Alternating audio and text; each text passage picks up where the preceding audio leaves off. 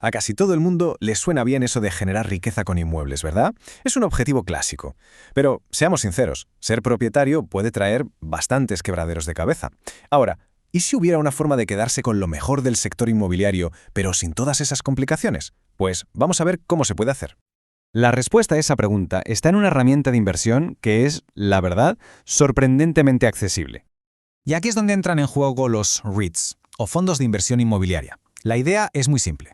Son empresas que se dedican a ser propietarias y a gestionar inmuebles que generan ingresos, como centros comerciales, oficinas o pisos. Al invertir en ellos, se accede a rendimientos competitivos y a dividendos que suelen ser bastante atractivos. Además, diversificas la cartera al instante. Y lo mejor de todo es su accesibilidad y liquidez. Se compran y se venden con la misma facilidad que una acción cualquiera. Muy bien, pues vamos a meternos en faena. Para evaluar un REIT como es debido, necesitamos un kit de herramientas muy específico. Hoy vamos a abrir esa caja y a desglosar las 6 métricas fundamentales que nos van a contar todo lo que de verdad necesitamos saber. La primera herramienta, y diría que la más importante, es el FFO, que viene de fondos procedentes de las operaciones.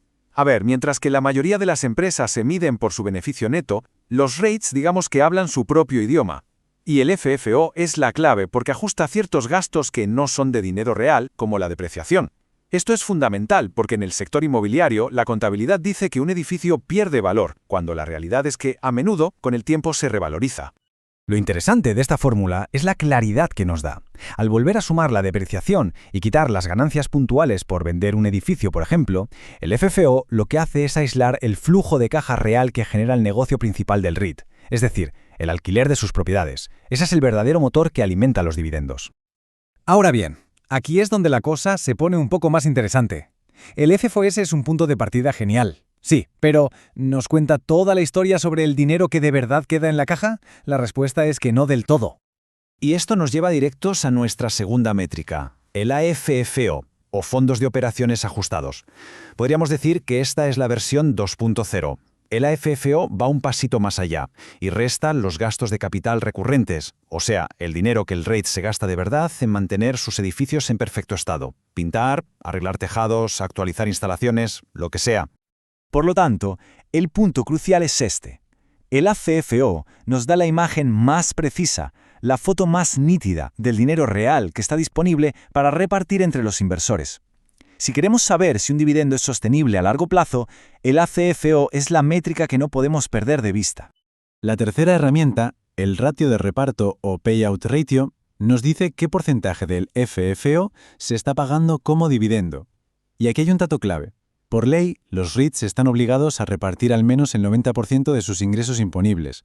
Esto explica por qué sus ratios suelen ser tan altos, pero también introduce un equilibrio muy interesante que hay que saber interpretar. Aquí se ve perfectamente el dilema. Un ratio muy alto por encima del 90% significa más dinero en el bolsillo del inversor ahora mismo, pero deja a la empresa con menos capital para crecer o para afrontar imprevistos. En cambio, un ratio más bajo, pongamos por debajo del 80%, podría indicar que el REIT está reinvirtiendo fuerte en su negocio, sacrificando dividendos hoy a cambio de una posible mayor revalorización mañana. Es el clásico debate entre ingresos ahora o crecimiento a futuro. La cuarta métrica es sencilla pero muy reveladora. El crecimiento del dividendo.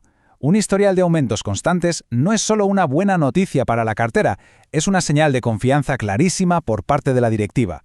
Demuestra que los ingresos van bien, que la gestión es buena y, sobre todo, que ven el futuro con optimismo. Ahora pasemos al NAV, o valor neto de los activos. Pensemos en esto como si fuera el valor de tasación de todo el patrimonio del REIT. Es decir, si vendieran todos sus edificios hoy a precio de mercado y pagaran todas sus deudas, ¿cuánto dinero quedaría? Esto nos ayuda a saber si la acción está cara o barata en comparación con el valor real de sus ladrillos. Y nuestra última métrica puramente numérica, el ratio de deudas sobre EBITDA. Esto, en pocas palabras, nos dice cómo de endeudada está la empresa. Un ratio bajo es una buena señal, sugiere que tiene una buena salud financiera y menos riesgo. Un ratio alto, por el contrario, indica que depende mucho de la deuda, y eso podría ser un problema si las cosas se tuercen en la economía. Pero, ojo, analizar un REIT no va solo de sumar y restar. El verdadero arte está en combinar estas métricas con la evaluación de factores que no aparecen en una hoja de cálculo, los llamados factores cualitativos. Primero, y quizá lo más importante, la calidad del equipo directivo. ¿Tienen un historial de éxito? ¿Han demostrado saber cuándo comprar, cuándo vender y cómo navegar en tiempos difíciles? Un buen equipo gestor es como el capitán del barco. Su experiencia es fundamental para llegar a buen puerto. Luego, por supuesto, está el qué y el dónde. No es lo mismo invertir en centros comerciales que en centros de datos o en apartamentos residenciales. Cada tipo de propiedad tiene sus propios ciclos, sus riesgos y sus oportunidades. Y por supuesto, su ubicación geográfica es igual de importante. Este es un indicador que no engaña, la tasa de ocupación. Es muy sencillo. Si los edificios están llenos, significa que hay demanda y que los ingresos por alquiler son estables. Si empiezan a vaciarse, es una señal de alarma clarísima. Y por último, la calificación crediticia. Una buena nota, lo que se llama grado de inversión, significa que las agencias consideran que la empresa es financieramente sólida. Y esto es una ventaja competitiva enorme, porque le permite pedir dinero prestado más barato, lo que al final se traduce en más beneficios y sobre todo en dividendos más seguros. Muy bien, pues ya tenemos todas las piezas del puzzle sobre la mesa. El objetivo ahora es juntar el análisis de los números con el de los factores cualitativos, para tener una visión de 360 grados, y así poder tomar decisiones bien fundamentadas.